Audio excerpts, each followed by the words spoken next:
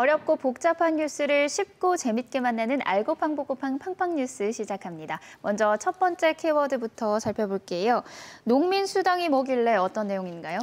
네, 제주도가 내년부터 농민 한 명당 연간 40만 원의 농민 수당을 지급할 계획인데요. 전라북도가 지방자치단체에선 처음으로 지난해부터 농민 공익수당을 지급하고 있습니다. 이따가 자세히 또 말씀드리겠지만 농업의 공익적인 가치를 인정하고 또 유지하고 증진시키기 위해서 시행하고 있는 제도인데요. 전라북도를 필두로 지역마다 이 수당이 추진되거나 시행이 되고 있습니다. 다만 그 금액이나 지급 방식에는 차이가 조금씩 있는데요. 다른 지역은 농가당 지급을 하는데 제주는 전국에서 유일하게 농민 개개인에게 지급을 합니다. 농가당으로 지급하면 세대주가 받게 되는데요. 우리나라 대부분의 세대주가 남성인 경우가 많죠.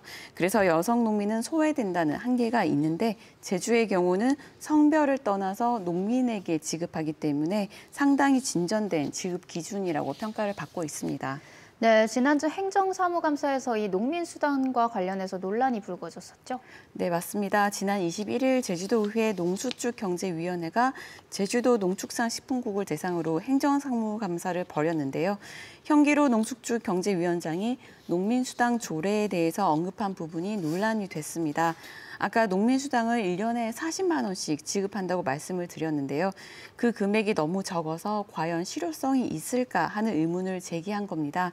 현 의원은 부채의 1%도 안 되고 소득의 1%도 안 되는 금액을 실질적인 실효성이 없을 것이라면서 농민수당에 들어가는 예산이 모두 224억 원인데 이게 또 적은 금액이 아니니까 차라리 이 돈으로 현실성이 있는 농민지원 방안을 다른 방안을 강구하자고 얘기를 꺼낸 겁니다. 네, 그러니까 이 현기로 의원의 말은 이 연간 40만 원보다 지급액을 더 높이자 이런 말인가요?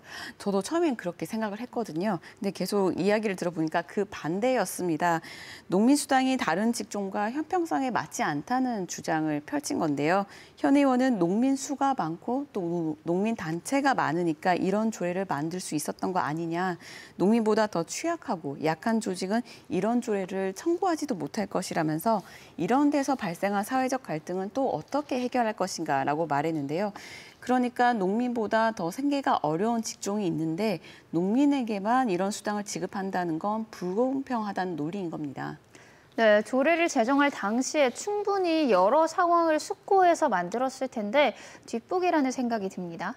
네, 말씀하신 것처럼 이미 농민수당을 지급하는 조례가 만들어진 상황에서 이런 얘기를 하는 것 자체가 실효성이 떨어진 것 아니냐는 지적까지 나오고 있는데요.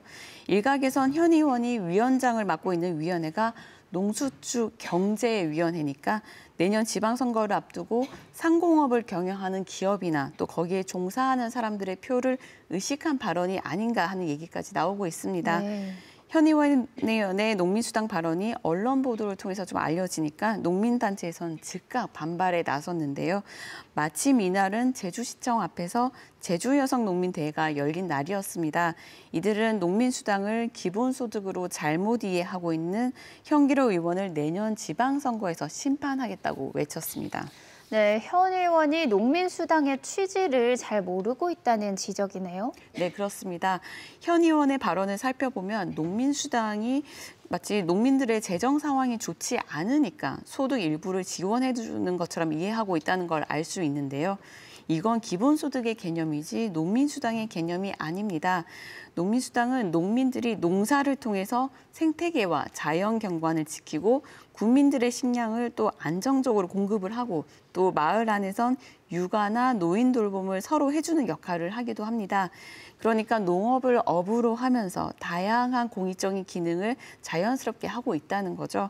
그런데 현재 농민들은 인구 고령화와 또 저출생, 농가 소득 하락과 같은 열악한 환경에서 오래전부터 매우 힘들어하고 있는 상황입니다. 그럼에도 농촌을 지키고 있는 농민들에게 조금이나마 보상을 하자는 취지가 바로 농민수당의 목적인 겁니다. 농민들이 여러 공익 가치를 실현하기 때문에 조금 더 우리 사회가 보상을 해야 된다. 이런 취지라고 볼 수 있을까요? 예, 그렇습니다. 현 의원이 행감 자리에서 농민수당 조례와 관련해서 얘기를 꺼낼 때 방금 말씀드린 공익적인 기능에 대한 보상이란 부분도 쭉 읊긴 했거든요. 본인이 본인 입으로 읽으면서도 그 내용을 이해하지 못했다는 거죠. 마치 코로나 재난지원금처럼 농민들의 삶이 어려우니까 재정 지원을 한다는 식으로만 이해하고 있었다는 겁니다. 다음 날인 22일엔 농민수당 조례 제정에 나섰던 연대기구인 제주농민수당 조례제정운동본부가 도의회 의사당 앞에서 현 의원을 상대로 사과를 요구하면서 위원장직 사퇴를 촉구했습니다.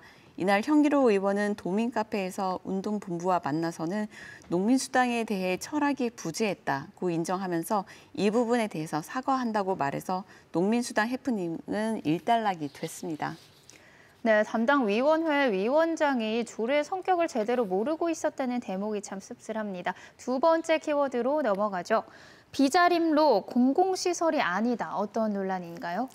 네, 지난달 비자림로 공사와 관련해서 참 시끄러웠었는데요. 제주도의회에서 비자림로 확보장 공사를 빨리 재개해야 한다는 결의안을 채택했었죠. 제주사회에선 대의기관이 반민주적인 결의안을 통과시켰다면서 많은 질타가 쏟아졌는데요. 현재 비자림로 공사는 제주도가 환경저감 대책 계획을 영산강 유역 환경청에 제출한 상태로 지금 중단돼 있습니다.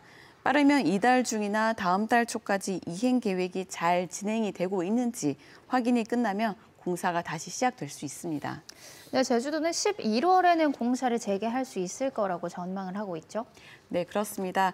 이 때문에 비자림로 공사에 반대하는 측이 공사 재개 여부를 주민투표 안건으로 올리려는 시도를 하고 있는데요. 그런데 지난 월요일 그 시도에 제동이 걸렸습니다. 주민투표는 하고 싶다고 해서 모든 사안을 다 안건으로 할 수 있는 게 아니라서 일정한 절차를 밟아야 합니다. 일단 주민투표 실시를 청구하려면 주민투표 유권자의 30분의 1의 서명이 필요하고요. 이 서명을 받으려면 제주도지사로부터 청구인 대표자 증명서를 받아야 하는데요. 그 대표자가 신청한 날로부터 7일 이내에 제주도는 그 증명서를 교부를 해줘야 합니다.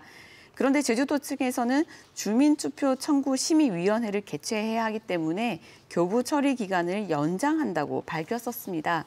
다시 말해서 비자림로 공사라는 사안이 주민투표에 붙여도 적합할 사안인지를 심의하는 회의를 열어야 하기 때문에 대표자 증명서를 바로 발급하지 못한다는 겁니다. 비자림로 공사가 주민투표 안건으로 적합을 하다면 그때 이 대표자 증명서를 교부하겠다 이런 말인 거군요. 네, 절차상 그렇습니다. 어쨌든 그 지난 월요일에 그 심의위원회가 열렸습니다. 비자림로 공사에 반대하는 층에서는 통과가 될 것이라고 예상을 했다고 하는데요. 왜냐하면 도 조례에 명시한 주민투표에 해당하는 항목에 당연히 포함이 된다고 예상했기 때문입니다. 제주특별자치도 주민투표 조례에서는 주민투표법 제7조 1항에 따라서 주민투표에 붙일 수 있는 사항을 정하고 있습니다. 그 내용을 간략히 살펴보자면요.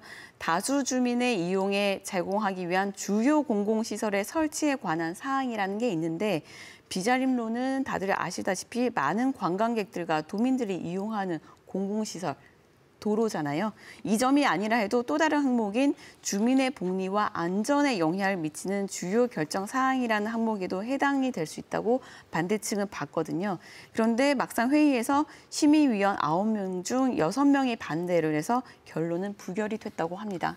부결 이유는 뭔가요? 네, 제주도는 종합적으로 고려한 결과 주민투표 대상에 해당하지 않는 것으로 판단했다는 게 제주도의 공식적인 답변이었습니다.